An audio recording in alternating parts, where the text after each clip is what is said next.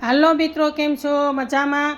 આપણે અત્યારે એક દિવ્ય વનસ્પતિની વાત કરવાની છે.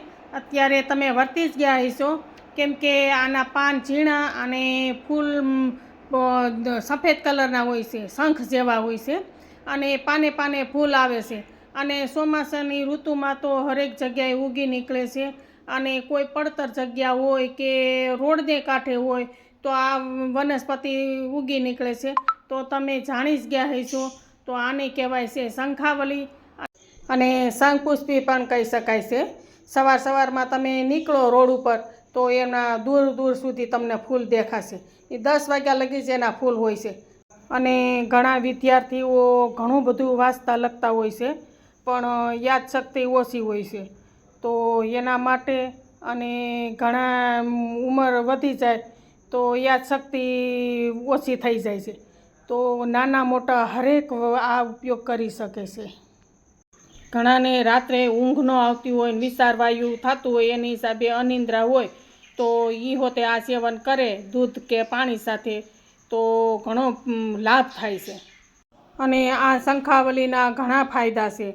જો આ શંખાવલીના આખા છોડને તમે સૂકવી અને પછી એનું ચૂર્ણ બનાવવાનું, અને એક ચમચી દરરોજને માટે ગાયના દૂધમાં તમે હલાવી અને તમે પીવડાવો તો બાળકની બુદ્ધિમાં ઘણું વૃદ્ધિ થાય છે.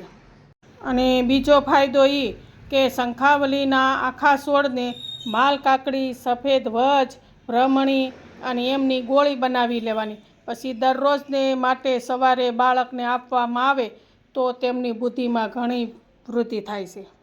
અને ત્રીજો ફાયદો એ કે પગમાં વાઢિયા પડ્યા હોય અને લોહી નીકળતા હોય તો આપણે આ શંખાવલીના આખા છોડને સૂકવી દેવાનું અને એનું બારીક ચૂર્ણ કરી લેવાનું.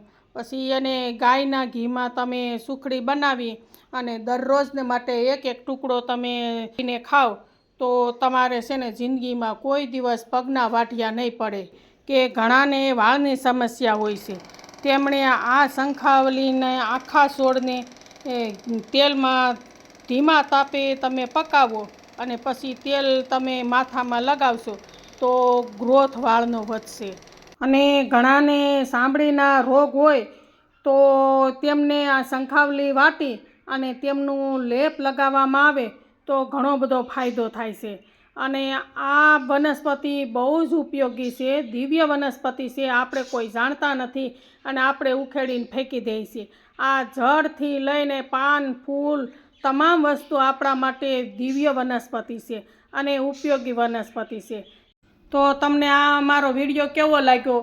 જો સારો લાગ્યો હોય તો લાઈક કરો, શેર કરો અને સબસ્ક્રાઈબ કરો.